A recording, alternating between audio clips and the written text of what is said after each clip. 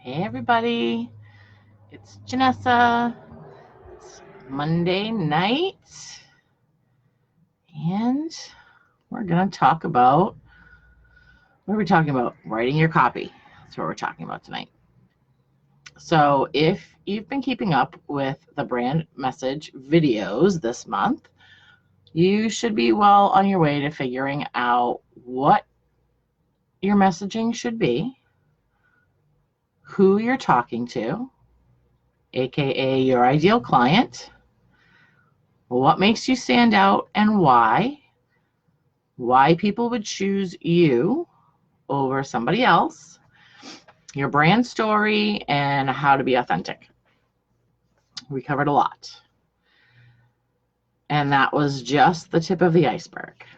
So everything in this month's videos gets a deeper dive in my branding bootcamp course, and you get 6 weeks of group coaching to really make sure that it's ready to set free into the world. And the doors to that will open in March. But next month, my friends, is the Attraction Accelerator, a free 5-day challenge that's going to take you from confusion to clarity on how to create maximum brand impact to attract your ideal clients and grow your audience.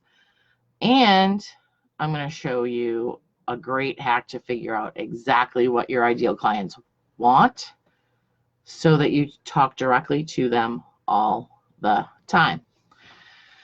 And this will take place in the Elevate group only. So starting on February 24th, if you're not in there yet, what the hell are you waiting for? Let's see what else is going on. I've started recording for the Elevate podcast. Yay. So excited. I have some amazing guests that are going to rock your world. So if you want to sign up for that or get on the wait list so that you can get all the information about when the episodes come out and all that good stuff, then you can click the cover photo on this page. Hey Laura, how are you? And the link is in there. So you can just sign up and get on that email list for the podcast. So the podcast will be dropping in March, around the end of March. And if you'd like to be a guest, just head to the homepage of my website, thebrandmaven.net, and go to the bottom of the page and click the link. My whole desk is shaking. Okay. So now that we've got all that out of the way, let's get this party started. So some of you may be saying, all of the information that you've been dishing out this month is great, but what the hell do I write? Well, if you're clear on everything that we've talked about this month, then this should be the easy part. You talk about what your audience wants, infused with your story and what makes you stand out, and then give them a call to action. End of live. No, I'm just kidding. Just kidding. So if you haven't caught up with the videos yet, go catch up. And tonight I'm going to talk about types of content. So you have your long form content, your blog, podcast, a video. All of these things we call long form because they have a lot of words.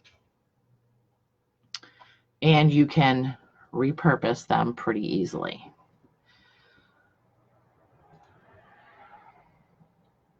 You want to, think about what your short forms will be as well. So posts, stories, short videos on Instagram stories, all of those things are short form. And you want to create a system that works for you. So that breaks down your long form into smaller posts and repurpose your content, because there's no reason that you have to be on that content creation hamster wheel and be creating new content all the time. Like we have enough to do, right? And then you want to distribute it everywhere that you're online. Use automated scheduling, but make sure you're staying true to the platform that you're posting to. Do not push Instagram posts to Facebook.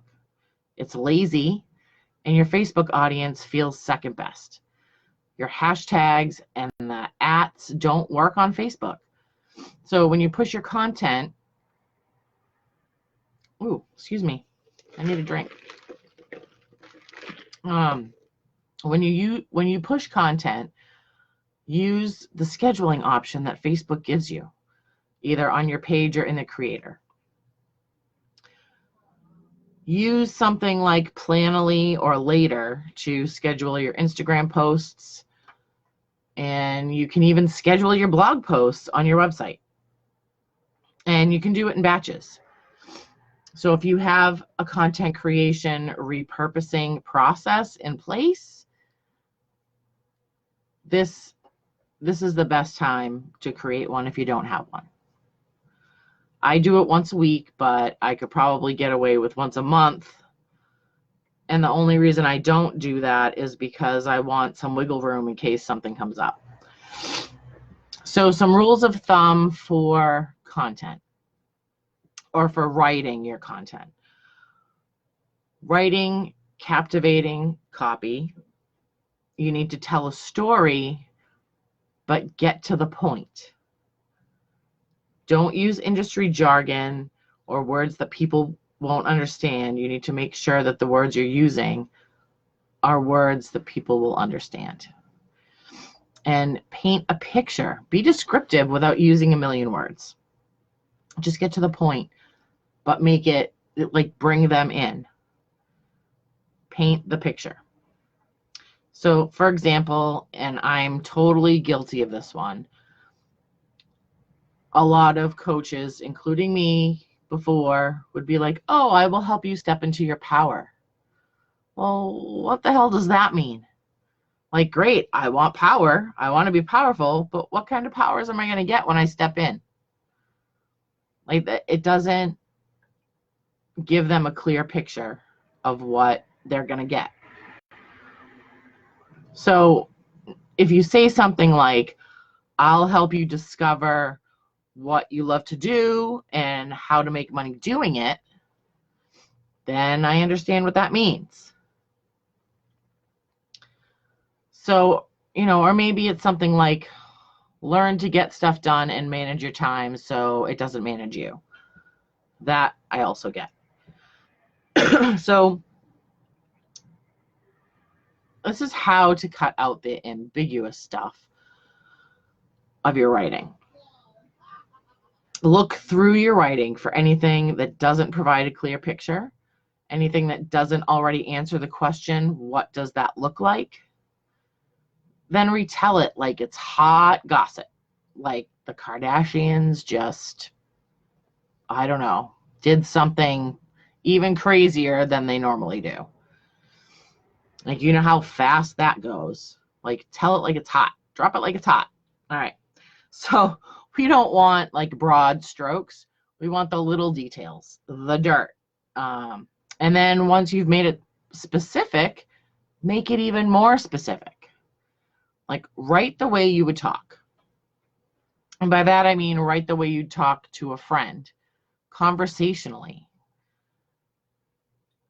I know that a lot of times I would write a blog post and it would read like a blog post, like a blog post that I didn't really want to read. So one of the other great tips is not to use your passive voice.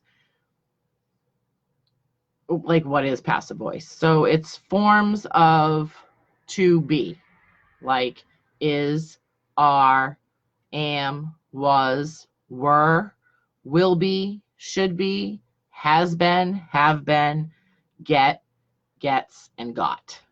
I know that was a lot, but there will be a blog post on this exact thing. So a passive voice would sound like, here's a sentence.